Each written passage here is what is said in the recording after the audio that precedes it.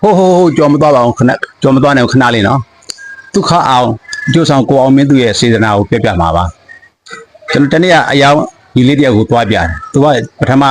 ကနောင်မှာလာကြည့်တယ်သူပိုက်ဆံနဲ့ကနောင်မှာမမီတော့နောက်နေ့သူကျွန်တော်ဖုန်းဆက်ပြီးတော့ကျွန်တော်ရိုးမှကြည့်မယ်တဲ့ကျွန်တော်လည်းသူမှလည်းမသိညီလေးအခုမျိုးလေးသွားအောင်မအားသေးဘူး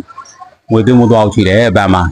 ရတယ်ကိုကျွန်တော်စောင့်မယ်တဲ့အညက်ဒီအထိသူစောင့်နိုင်ရနေပြီကျွန်တော်သွားပြတယ်ခဏလေးတစ်ခါကြိုက်တယ်12ခန်းတွဲလေးဒါပေမဲ့တိုက်ရဲ့ location လည်းကောင်းတယ်အခန်းလေးကနောက်ရှမ်းဖြစ်နေတယ်ဒါပေမဲ့သူကြိုက်တယ်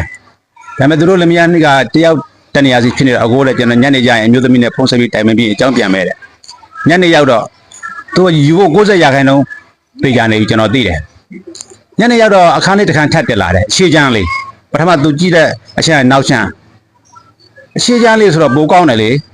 နောက်ရှမ်းလေးသူကယူဖို့လုံးဝပြေးကြနေပြီဒါပေမဲ့ကိုကညီလေးရေအရှေ့ချမ်းလေးတစ်ခုတက်လာတယ်ဒီလို location ကလည်းသိမကွာဘူးရှေ့ချမ်းနောက်ချမ်း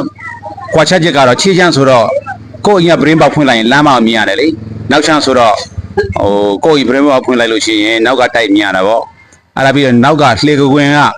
နေရာယူထားတဲ့အတွက်ကြောင့်နောက်ချမ်းကပေနည်းနည်းကျင်းတယ်ရှေ့ချမ်းကပေကျဲတယ်အဲ့ဆိုတော့သူရှေ့ချမ်းလေးပြလိုက်တာဟာရှေ့ချမ်းလေးသူသဘောကျသွားတယ်ယူမဲအကိုတဲ့ဆိုလို့တော့ကျွန်တော်သူနဲ့နောက်ချမ်းကိုပထမအခန်းကိုပြပြီးသားအရောက်ဝယ်ဖြစ်ဖို့90%သေကြနေပြီကျွန်တော်တူတဲ့အကျိုးမြတ်ကိုကြည့်မယ်ဆိုရင်ဒီရှေ့ချမ်းကိုမပြသင့်ဘူးရှေ့ချမ်းကိုပြလို့မှအကောင်းဒါတွေကိုကျွန်တော်ကပြောပြပြီးသွားလို့မှသူကပဲဖြစ်နောက်အယောင်တကားပဲဖြစ်ကျွန်တော်မရောက်တော့ဘူးဆိုရင်သူနောက်ချမ်းယူဖို့လဲသူတွေးခါဖြစ်သွားပြီဟောဒါပေမဲ့ကိုယ့်ရဲ့စေတနာပေါ့သူရှင်းပြလိုက်တော့သူရှေ့ချမ်းယူမယ်အဲ့ဒီလည်းယူဖြစ်သွားတယ်ပွဲလဲတဲသွားပါဆိုလို့သဘောကတော့အယောင်ဝယ်ဖြစ်လူတိုက်ခန်းရှိနေတာတော့မှဒါတဲ့ကောင်းတာလေးပေါ်လာလို့ရှိရင်ကျွန်တော်တို့က customer ကိုကောင်းတာလေးတွေရစေချင်တဲ့အတွက်ဦးစားကောင်းတာလေးကိုထည့်ပေးပါတယ်လို့တကယ်ဆိုရင်ဒါမလုပ်သင့်ဘူးကျွန်တော်တို့ကိုအကျိုးမြတ်တစ်ခုတည်းညှော်ဖို့မယ်ဆိုရင်ဒါပေမဲ့ကိုစေတနာပေါ့ customer is always right ဒါကတော့ကျွန်တော်တို့လက်မခံဘူး customer လည်း